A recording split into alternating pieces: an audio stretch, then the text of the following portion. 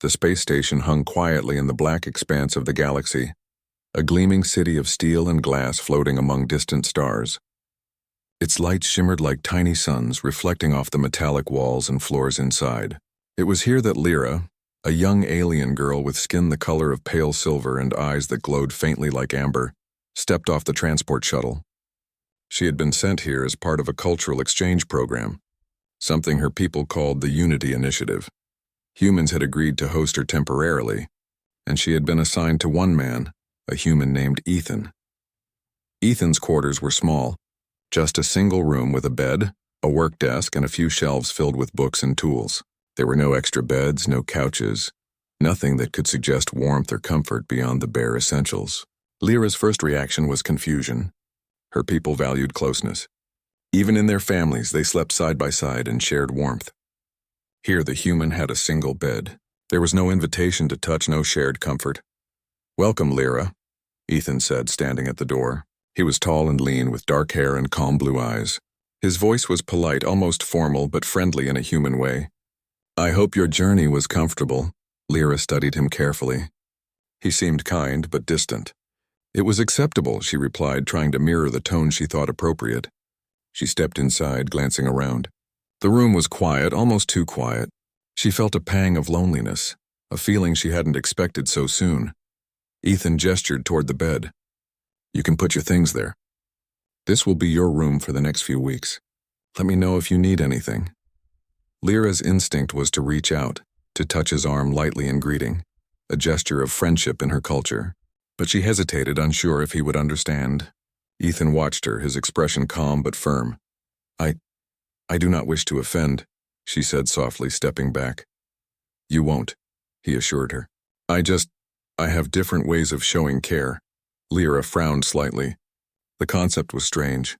How could someone care without showing warmth? How could someone be kind without physical closeness? She had learned about humans in school, but she had not expected this. The first night was the hardest. Lyra tried to sleep in the single bed, careful not to touch Ethan's side. But every time she moved, she felt a pang of loneliness. She glanced at him as he adjusted his blanket on his own side of the bed. His face was calm, focused on his routines, but she noticed a subtle effort. He had left a small cushion for her, and a thin blanket she had not requested. It was a small gesture, almost invisible, but to Lyra it spoke volumes. Yet she still felt frustration. In her culture, affection was immediate, visible, unavoidable. Here she had to guess. Here she had to wait. Over the next few days, she tried to connect with Ethan in ways she thought natural. She shared her meals, offering pieces of alien fruit and soft, spongy bread from her home planet. Ethan accepted politely, eating slowly, never forcing her to eat if she didn't want to.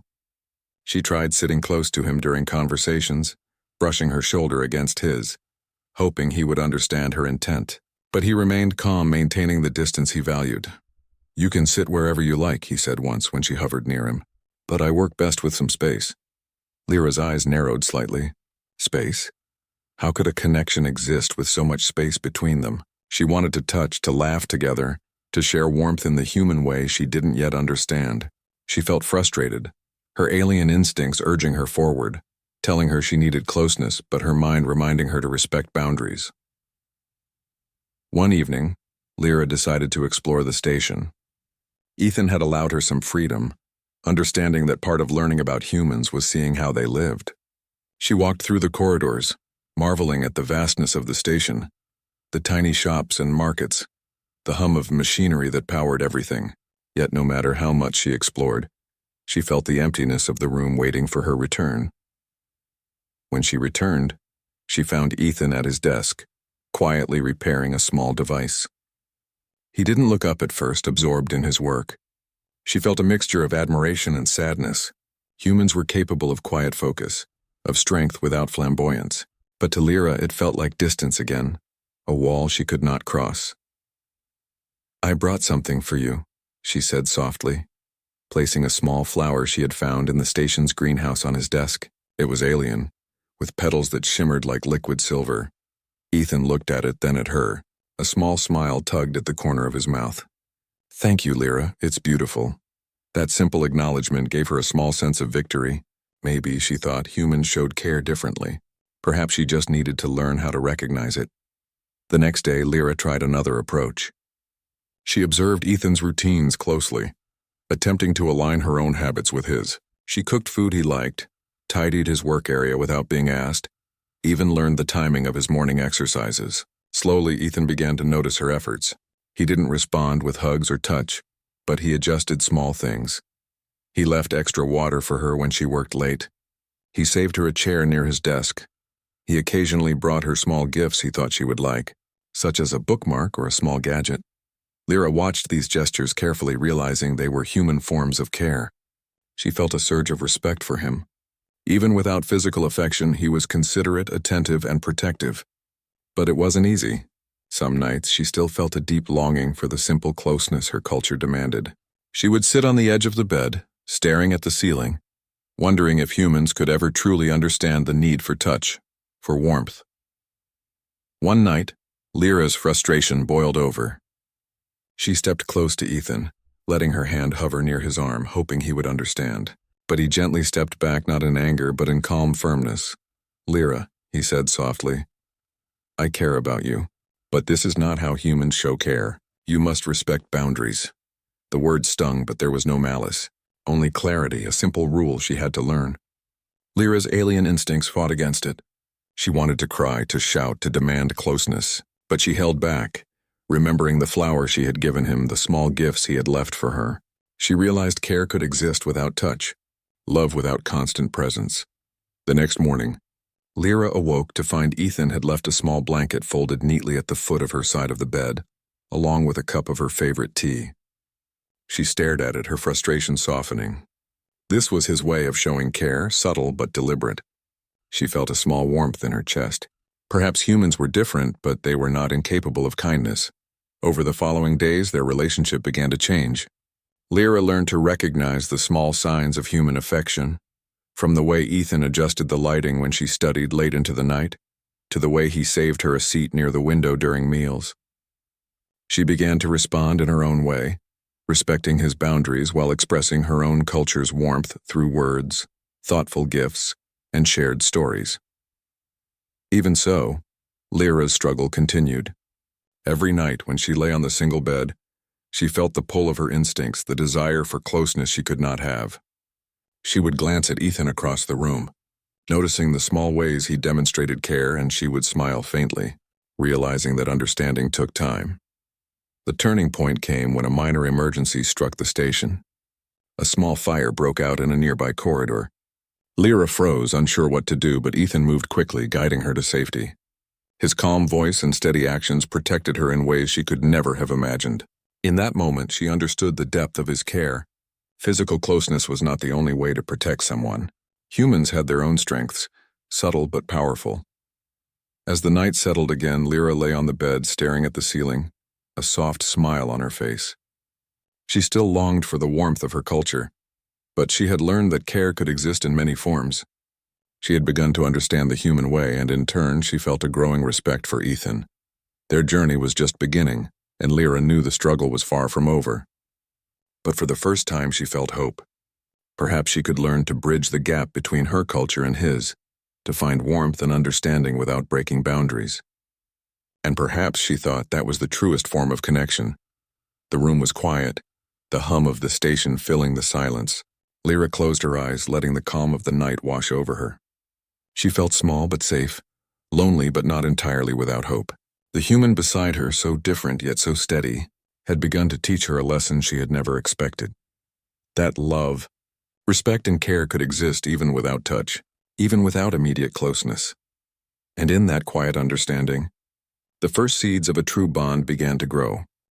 The next morning, sunlight spilled through the small window of Ethan's quarters, illuminating the room with a soft golden hue. Lyra sat on the edge of the bed, brushing her silver hair behind her ears.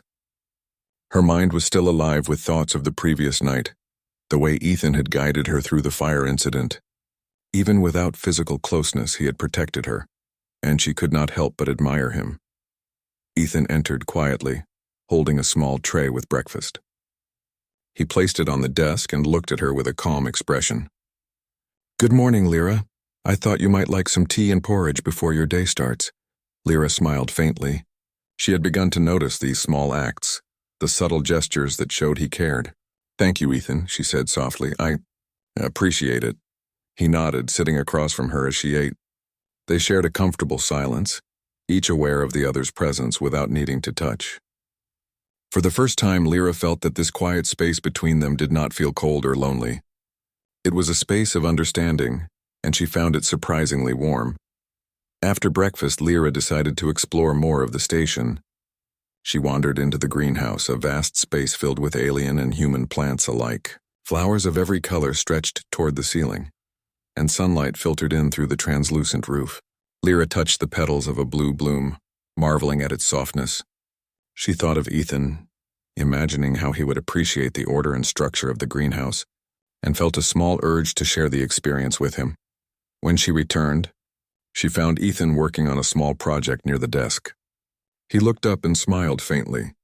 "Did you enjoy the greenhouse?" "I did," she replied. "It is beautiful. I wish you could see all of it, not just what I bring back in words." Ethan's smile widened slightly. "I trust your words. They're enough to show me what you saw." Lyra paused, realizing that humans communicated differently. Words, actions, even the calm attention they paid. These were all expressions of care, just like touch in her culture. The thought made her heart feel lighter. She was learning slowly how to understand him. The days passed in a rhythm. Lyra adjusted to Ethan's routines, aligning her own habits with his. She began to anticipate his needs, leaving small notes with reminders or helping him tidy his workspace. Ethan noticed, and while he never reciprocated with physical affection, he began leaving little surprises for her. A new book, a small snack from the station market, even a soft blanket when he noticed her shivering during the night. Each gesture spoke volumes, and Lyra began to see the depth of his care. One evening, a sudden alarm echoed through the station. Lyra's heart raced as she followed Ethan toward the source. This time, it was a minor electrical fire in the maintenance corridor. Ethan quickly guided her back, checking that she was safe. "Stay behind me," he instructed calmly. "I'll handle it." From her position, Lyra watched him work with precision and courage. Sparks flew, smoke filled the corridor, but he remained steady, protecting her without question. In that moment, Lyra realized that love could be shown through courage, through the willingness to put oneself at risk to keep another safe. Her longing for physical closeness seemed smaller compared to the magnitude of his actions. After the alarm ended and the smoke cleared, Ethan returned to their quarters. He was calm, wiping soot from his hands, but there was a subtle weariness in his posture. Lyra approached him, unsure of what to say. "You were brave," she whispered. "You saved me." Ethan looked at her, his calm blue eyes meeting her glowing amber ones. "I didn't do it for bravery. I did it because I care for your safety. That is how humans show concern." Lyra's chest tightened. She had begun to understand. She had been so focused on physical affection that she had not seen the many other ways he expressed care. Through protection, thoughtfulness, and presence. That night, Lyra lay on the bed, her mind replaying the events of the day. She felt a growing sense of respect for Ethan, a deep admiration for the human way of showing love and care. It was different from her culture, yes, but no less meaningful. She realized that true connection did not always need physical closeness. Understanding and mutual respect could create a bond just as strong. Over the following weeks, Lyra and Ethan grew closer in subtle ways. They shared meals, discussed stories from their respective worlds, and even laughed together at small mishaps around the station. Lyra found herself smiling more often, feeling a warmth that did not depend on touch. Ethan, in turn, became more expressive in his small gestures, leaving notes, sharing snacks, and giving her space to explore and learn. One afternoon, Lyra decided to cook a human-style meal. She had watched Ethan prepare it many times and wanted to try herself. The kitchen filled with unfamiliar aromas, and she worked carefully, chopping and mixing with precision. When Ethan entered, he observed her quietly, a small smile forming on his face. "You've done well," he said softly, tasting a sample. "It's excellent," Lyra beamed. The praise was simple, but it meant more to her than a hug ever could. She realized that humans had their own ways of showing affection, and she had learned to recognize and appreciate them. As evening fell, a sudden meteor storm caused the station to shudder. Alarms blared and lights flickered. Lyra froze, unsure what to do. Ethan grabbed her hand, just briefly guiding her to a safe area, and then let go, showing that he was in control and that she could trust him. Together they monitored the situation, and when the storm passed, Lyra felt an overwhelming sense of gratitude. Not because of touch, but because of his steady presence, his calm assurance, his protective care. Days later, Lyra found herself reflecting on her journey. She had struggled, yes, with loneliness and the alien need for closeness. She had tested boundaries, misinterpreted intentions, and felt frustration. But she had also grown, learning patience, understanding, and the subtle art of human affection. She realized that care was not always loud or obvious. Sometimes it was quiet, consistent, and deeply reliable. One evening, as they sat near the window watching distant stars, Lyra spoke softly. "Ethan, I think I understand now. Your care, it is different, but I see it. I see you." Ethan looked at her, his expression calm but warm. "I'm glad, Lyra. Understanding takes time, but you've learned quickly." They sat together in silence, the hum of the station filling the quiet. Lyra felt a connection she had not expected, one built not on physical closeness but on trust, respect, and shared experience. She no longer felt the desperate longing she had felt on her first night. Instead, she felt something stronger, a bond that could survive distance, silence, and difference. Weeks passed, and Lyra's departure from the station approached. She packed her belongings slowly, each item a reminder of her time with Ethan. When the moment came to say goodbye, she hesitated. She wanted to express her gratitude, her respect, her newfound understanding of human care. "I will miss this place," she said softly, "and I will miss you, Ethan." Ethan nodded, a small smile on his face. "And I will miss you, Lyra. Take care of yourself out there." She smiled faintly, understanding that their bond did not need physical closeness to be real. It was built on respect, protection, and shared experience, things that transcended touch and culture. As Lyra stepped onto the transport shuttle, she looked back at Ethan's quarters one last time. She felt warmth in her chest, a quiet joy that came not from cuddling or affection, but from understanding and being understood. She had grown, learned, and adapted. And in doing so, she realized something profound. Humans had their own ways of showing love, and those ways were just as meaningful as any other. The shuttle lifted off, carrying Lyra back toward her home planet. She gazed out at the stars, thinking of Ethan, thinking of the quiet bond they had formed. She felt strong, capable, and connected. The struggle she had begun so many weeks ago had transformed into understanding, respect, and admiration. She had learned that love could exist without touch, that care could be shown in countless ways, and that even the quietest gestures could carry the weight of true affection. Lyra smiled to herself, her heart light. The human's world had taught her patience, understanding, and the power of subtle care. And as the stars stretched endlessly before her, she knew that her bond with Ethan would remain, unbroken by distance or difference, a testament to the quiet, profound ways humans could show love. She had entered the human's world expecting warmth, touch, and immediate affection. She was leaving with something far greater, the understanding that connection, respect, and care could transcend cultures, species, and even the physical distance between them. And that knowledge, she realized, was more valuable than anything she had expected to find.